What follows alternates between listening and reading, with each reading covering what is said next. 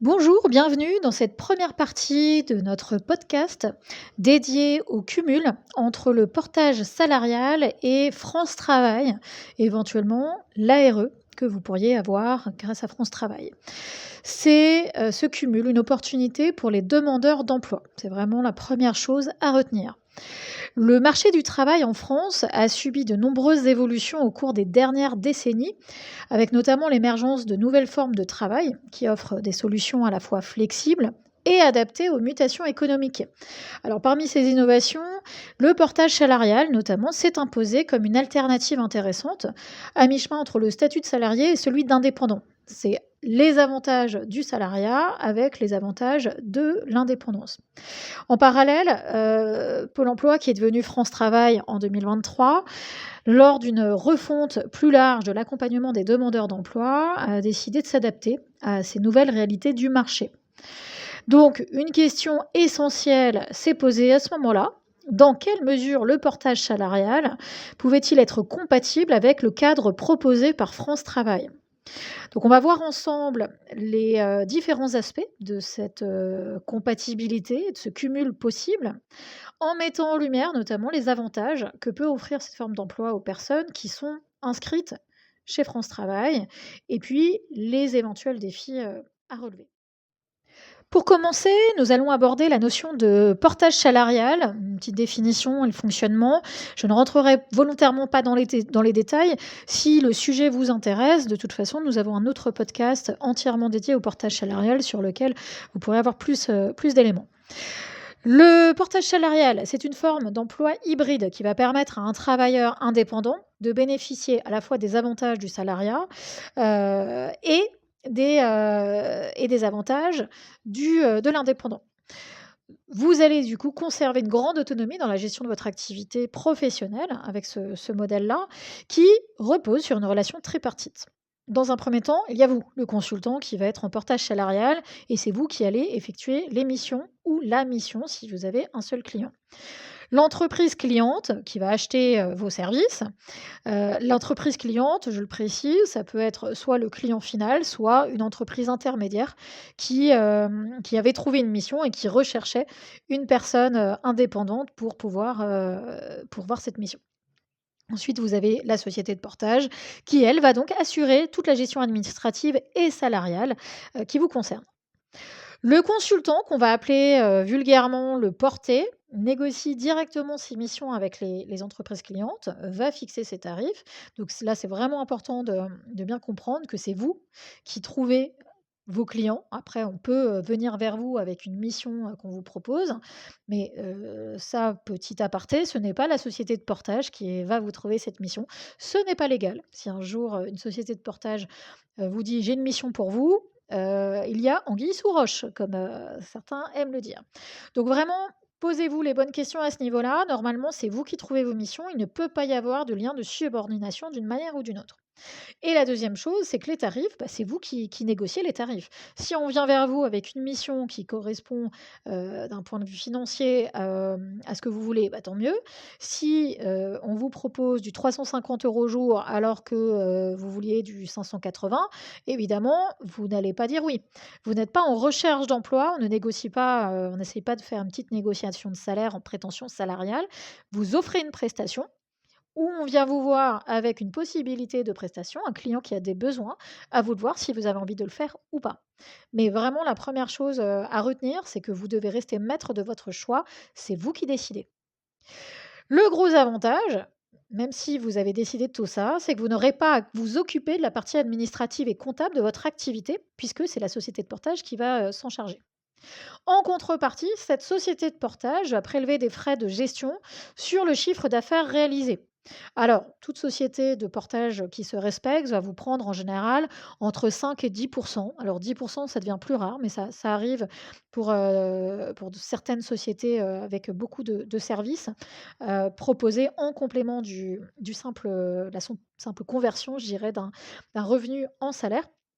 Mais en tout cas, le consultant, lui, est rémunéré sous forme de salaire, après, le prélèvement des frais de gestion sur le chiffre d'affaires, ce qui va lui garantir toutes les cotisations sociales classiques, ce sont exactement les mêmes taux de cotisation. Donc accès à la sécurité sociale, à l'assurance chômage et à la retraite. Et puis alors les congés payés, on entend parfois ce terme-là. Les congés payés quand on est indépendant, même en portage salarial, ce n'est pas tout à fait les congés payés que vous connaissez. C'est un autre sujet. On fera probablement un podcast sur le sujet ultérieurement. La deuxième notion à retenir, ce sont les objectifs de France Travail, et son rôle dans l'accompagnement des demandeurs d'emploi. On en parle tout de suite. Nous passons maintenant aux objectifs de France Travail et puis son rôle dans l'accompagnement des demandeurs d'emploi. Donc la plupart d'entre vous le sait déjà, France Travail veut mieux coordonner l'accompagnement des demandeurs d'emploi et des travailleurs précaires en favorisant une approche plus personnalisée et une gestion plus efficace du retour à l'emploi. Donc l'une des missions principales de cette nouvelle entité, elle n'a pas changé de nom pour rien, c'est d'accompagner les personnes inscrites à Pôle emploi, à France Travail, vers des formes d'emploi flexibles et durables, notamment en prenant en compte les nouveaux modèles économiques comme le travail indépendant, l'auto-entrepreneuriat et le portage salarial. Ça nous arrive assez régulièrement avec, le groupe Valuego et notamment, PVB Freelance et Portage d'intervenir auprès de différentes entités de France Travail, près des cadres notamment, pour, f expliquer ce qu'est le portage salarial, en faire, évidemment la promotion parce que on est convaincus de ce modèle, ce nouveau modèle de travail, en tant qu'indépendant. Mais c'est vrai qu'il y a de plus en plus de personnes en demande d'emploi, en recherche d'emploi, qui songent à un travail en tant qu'indépendant et évidemment, les agences de France Travail, elles aussi, essayent de trouver des solutions et comme ça, tout le monde est gagnant. En tant qu'outil de modernisation, France Travail cherche donc à diversifier les solutions d'insertion professionnelle, vous l'avez compris, notamment en s'ouvrant à des options qui vont répondre aux aspirations de flexibilité des travailleurs et surtout à la réalité du marché. C'est, vraiment là, le marché est en train d'observer un boom de personnes qui deviennent indépendantes. Les entreprises elles-mêmes font de plus en plus appel à des indépendants, et du coup, le portage salarial apparaît comme une réponse, assez, pertinente finalement aux besoins d'accompagnement des demandeurs d'emploi qui, eux, veulent sortir du chômage tout en conservant une grande liberté dans la gestion de leur carrière.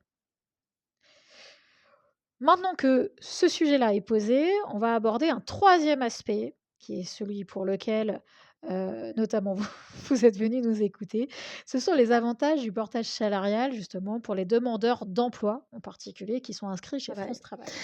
Donc il y a plusieurs avantages lorsque l'on est déjà inscrit chez France Travail.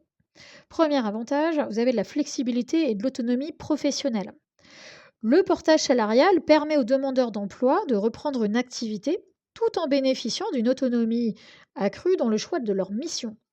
Contrairement à un emploi classique, le porté a la possibilité de choisir ses clients, de définir ses tarifs, comme on l'a vu plus haut, et puis d'organiser son temps de travail selon ses propres besoins.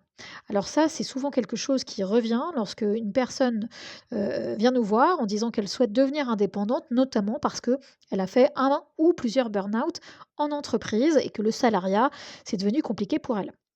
Cette liberté peut être un atout majeur pour cet aspect-là, mais aussi pour des personnes qui sont tout simplement en reconversion professionnelle ou qui cherchent à tester une nouvelle activité sans se lancer dans l'entrepreneuriat pur qui peut faire un peu peur parfois parce qu'on se dit qu'on n'a pas de filet de sécurité. Alors le deuxième aspect, le deuxième avantage, c'est la sécurité sociale et l'assurance chômage.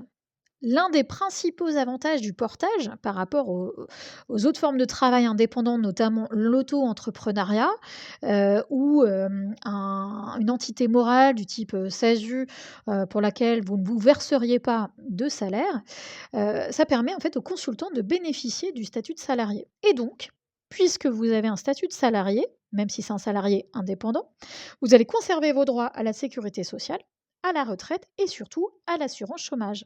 Donc, ça veut dire concrètement que lorsque vous serez entre 2 missions ou que vous aviez tout simplement du mal à trouver une nouvelle mission, le consultant en portage, donc vous, va pouvoir prétendre à une allocation chômage. Donc votre ARE, alors évidemment, il y a des conditions, hein, mais si vous étiez déjà inscrit à Pôle emploi, ça facilite quand même la tâche pour que Pôle emploi France Travail, pardon, je devrais dire, prenne le relais. Donc c'est vraiment une protection qui va rassurer souvent les personnes qui sont en transition professionnelle et qui vont éviter les risques financiers liés à une activité qui serait 100 indépendante. Nous allons aborder maintenant l'accompagnement administratif et juridique, ainsi que ce qui concerne l'optimisation du retour à l'emploi, avec le portage. Donc un autre avantage majeur déjà, c'est la prise en charge de toute la gestion administrative par la société de portage. Pour de nombreux demandeurs d'emploi, il faut savoir que la complexité administrative peut vraiment faire peur. Ça peut être un frein à la reprise d'une activité indépendante. Donc le portage salarial va offrir une solution clé en main en permettant au consultant de se concentrer sur son activité sans avoir peur, sans se soucier des démarches administratives qui sont liées à la facturation par exemple, aux déclarations fiscales, sociales ou encore même à la gestion des contrats. Concernant l'optimisation du retour à l'emploi, le portage salarial peut s'intégrer dans un projet de retour progressif à l'emploi. C'est-à-dire que les demandeurs d'emploi peuvent commencer par accepter des missions ponctuelles ou à temps partiel chez un client, ce qui va leur permettre de renouer avec le marché du travail tout en continuant à chercher un emploi plus stable. On considère le cumul ARE, portage est accepté, pour plein de raisons que je viens de vous expliquer plus haut, mais aussi parce qu'on estime qu'un indépendant, même si c'est dans la réalité, c'est pas vraiment, le cas, mais on estime encore que, un indépendant est dans une situation plus précaire que quelqu'un qui serait en CDI. Cette forme d'emploi flexible, du coup, va permettre une transition tout en douceur, qui sera souvent plus adaptée à la réalité des parcours professionnels, qui sont aujourd'hui marqués par des ruptures fréquentes. Justement, on parle de stabilité de l'emploi avec un CDI classique, mais finalement, il y a quand même beaucoup de ruptures. Donc la précarité de l'indépendance est parfois, en réalité, bien plus stable qu'un emploi classique. Nous allons parler maintenant des dispositifs de France Travail en soutien au portage salarial. Alors depuis sa création, France Travail a pour mission de soutenir des solutions diversifiées pour les demandeurs d'emploi, y compris les nouvelles formes d'emploi comme le portage salarial, on l'a vu. Et à ce titre, plusieurs dispositifs existent déjà et d'autres sont en développement pour faciliter l'accès à ce type de statut. Pour commencer, on a le cumul allocation chômage et revenus du portage salarial. C'est un des principaux points de convergence entre le portage salarial et France Travail, qui réside dans la possibilité donc de cumuler les allocations chômage avec les revenus issus des missions effectuées en portage. C'est fondamental. En effet, sous certaines conditions, un demandeur d'emploi peut continuer à percevoir une partie de ses allocations chômage, qu'on va appeler l'ARE, allocation de retour à l'emploi, tout en exerçant une activité rémunérée en portage salarial. Et alors, ce dispositif va permettre de sécuriser financièrement la transition vers l'emploi en apportant une source de revenus complémentaire pour pallier l'irrégularité des missions. Ce point est fondamental. Ce cumul est particulièrement attractif pour les demandeurs d'emploi, justement, qui souhaitent tester leur activité ou qui vont débuter en tant que consultants et pour lesquels le volume des missions peut être soit irrégulier dans un premier temps, soit sur des revenus, on va dire, qui ne sont pas encore tout à fait ce que vous vouliez. Autre point, tout ce qui concerne les aides à la formation et à l'accompagnement entrepreneurial. Alors France Travail a proposé, enfin le propose depuis très longtemps, diverses aides à la formation, dont certaines qui peuvent être mobilisées par, des demandeurs d'emploi qui se lancent, dans le portage salarial.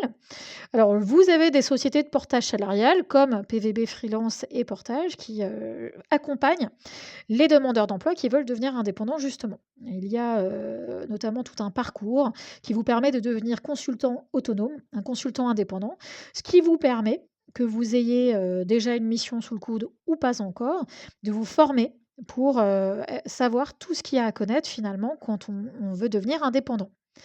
Alors ces formations peuvent porter, sur le développement des compétences entrepreneuriales, hein, c'est ce dont je viens de vous parler. Mais ça peut être après, vous avez d'autres formations qui peuvent être dispensées par France Travail. Alors France Travail ne peut pas tout financer, donc il y a des choses sur lesquelles ils pourront, valider, le financement, d'une formation. Mais vous avez aussi, lorsque vous êtes en portage salarial, la possibilité de bénéficier de formations qui vont être 100% financées par l'entreprise de portage salarial, sans être pris sur votre CPF ou sans vous demander quoi que ce soit. Donc finalement, dans les aides financières à la formation ou l'accompagnement entrepreneurial, vous avez certes des aides de France Travail, mais vous avez aussi les aides de la société de portage pour vous former à l'entrepreneuriat ou à d'autres sujets qui vont vous permettre de monter en compétences, notamment sur un métier. Ou si vous avez été au chômage pendant une période qui vous a un peu coupé de l'actualité de votre métier, où vous avez besoin de vous remettre au point ou qu'il y a de nouvelles certifications. Dans l'IT, par exemple, je sais qu'il y a beaucoup, beaucoup de choses qui changent. Dans la réglementation, quand on est dans le juridique, etc., ou dans le droit du travail, les RH, eh bien, vous pouvez aussi demander à la société de portage donc, de financer une formation, sous réserve évidemment qu'il lui reste du budget, mais ce sera la même chose avec France Travail. France Travail peut aussi orienter les demandeurs d'emploi vers des réseaux d'accompagnement, hein, de toute façon. Donc si vous n'avez pas encore de société de portage, vous pouvez tout voir avec France Travail et si vous avez une société de portage qui vous intéresse, elle vous expliquera comment elle peut, vous aider, dans l'accompagnement pour, structurer votre activité et pour le financement aussi, évidemment. Ensuite, nous avons tout ce qui concerne les défis à relever pour améliorer la compatibilité ou le cumul entre le portage salarial et France Travail. On voit ça dans un instant. Et donc, quels sont ces défis à relever pour améliorer cette compatibilité entre le portage salarial et France Travail? Eh bien que le portage salarial présente de nombreux avantages pour les demandeurs d'emploi, il y a quand même, parfois des obstacles à surmonter pour que cette forme d'emploi soit pleinement exploitée dans le cadre de France Travail. Première chose, on va parler d'une meilleure information et sensibilisation. Le portage salarial reste un modèle encore mal connu du grand public et des demandeurs d'emploi. Il faut savoir que le portage salarial existe depuis plus de 40 ans, que ce n'était pas du tout encadré, cette forme d'emploi, ou cette forme d'indépendance était extrêmement floue. Alors il y a beaucoup de personnes qui ont testé, il y a une époque très lointaine, qui disaient: «Oh là là, c'est scandaleux, etc. C'est du n'importe quoi». Il y avait vraiment ça. C'est une des raisons pour lesquelles le portage salarial ne se développait pas. Et puis, c'était en 2017.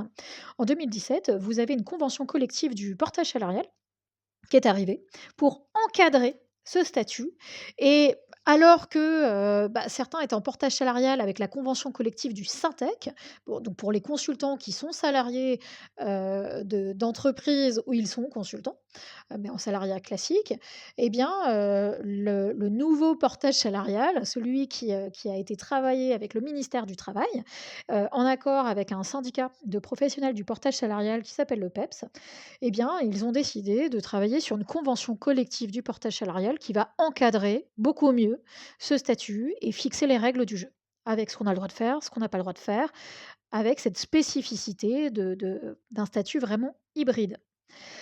Donc, vous l'avez compris, c'est extrêmement récent cette convention collective, ça fait même pas 10 ans qu'elle a été créée, qu'elle est venue structurer cette forme d'emploi. Mais de plus en plus, on observe, une évolution du nombre de personnes qui décident de choisir sur ce statut. Aujourd'hui, c'est à peu près 3 des indépendants qui sont en portage salarial. Mais avec l'essor des indépendants, on est en train de voir aussi une augmentation. À titre d'exemple, il y a encore 2 ans, je n'ai pas les derniers chiffres, mais il y a encore 2 ans, on était sur une croissance de 20-21 à peu près du nombre de personnes qui passaient en portage salarial. Donc c'est quand même assez significatif, hein et tous les métiers ne sont pas éligibles au portage salarial. Alors sinon ce serait trop facile évidemment, mais en tout cas, on espère que, à force de sensibilisation, de meilleure information sur le sujet, eh bien, cette forme d'emploi, heu, aura une nouvelle vie, un meilleur avenir, devant elle.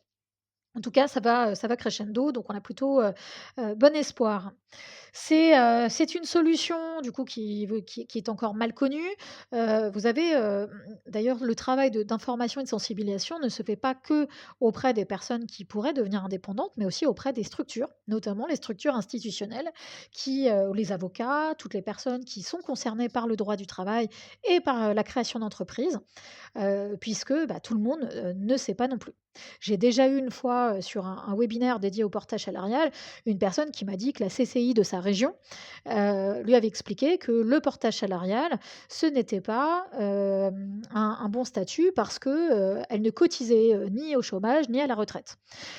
Bon, bah, c'est faux, c'est 100 faux. C'est dommage parce que, cette personne, heureusement, a continué à se renseigner de son côté, mais ça voulait bien dire que, il y a encore, du travail à faire, ne serait-ce qu'au niveau institutionnel. Donc là, c'est vraiment nécessaire de renforcer l'information et la sensibilisation autour du portage au sein des services de France Travail, mais ils ont déjà bien commencé et puis, vous l'avez compris, des autres structures d'accompagnement pour la création d'entreprises. Ensuite, vous avez la sécurisation des parcours en portage salarial. Donc le portage salarial permet de bénéficier d'une protection sociale, hein, mais il n'en reste pas moins que le volume de missions peut être incertain quand on se lance, surtout pour les personnes donc débutantes ou en reconversion. Donc France Travail pourrait ainsi jouer un rôle plus actif dans l'accompagnement des consultants en portage salarial, notamment en facilitant leur accès à des formations ou en mettant en place des partenariats avec des entreprises qui seraient susceptibles de proposer des missions régulières. Je vous le disais, la société de portage n'a pas le droit de vous proposer de missions, mais France Travail peut très bien avoir des sociétés partenaires qui recrutent à la fois des CDI, des CDD classiques, mais qui pourraient avoir besoin d'expertise pointue sur des missions ponctuelles. Dernier point, pour ces défis à relever, ce serait l'accompagnement des transitions professionnelles. Il est essentiel que France Travail continue de favoriser la transition vers des emplois plus pérennes. Donc c'est vraiment l'évolution de Pôle emploi à France Travail va vraiment dans ce sens. Donc ça, c'est vraiment une avancée énorme. Et le portage salarial peut être une solution temporaire, on le disait tout à l'heure, ou une étape vers la création d'une activité indépendante à part entière. Il est donc fondamental que les dispositifs de suivi et d'accompagnement des demandeurs d'emploi qui sont inscrits dans cette voie soient adaptés et qu'ils permettent de sécuriser leur parcours professionnel à long terme. Parce que c'est bien de passer en portage salarial, d'avoir quelques missions, mais le but, c'est de rester indépendant sur la durée si cette forme d'emploi vous plaît. Alors pour conclure, le portage salarial constitue une réponse adaptée aux besoins de flexibilité et de sécurité des demandeurs d'emploi, tout en s'inscrivant dans les objectifs de modernisation et de diversification des formes d'emploi portés par France Travail. Grâce à la possibilité donc de cumuler les allocations chômage avec les revenus issus des missions en portage et à la prise en charge administrative offerte par les sociétés de portage, eh bien cette forme d'emploi hybride se révèle être un outil précieux pour faciliter le retour à l'emploi. Si vous avez des questions, que vous voulez en savoir plus et que vous êtes actuellement en recherche d'une société de portage salarial, je vous invite à faire un tour sur le site www.pvb-freelance.fr sur lequel vous retrouverez un certain nombre d'informations et évidemment tous les éléments pour nous contacter. Merci beaucoup et puis à très bientôt.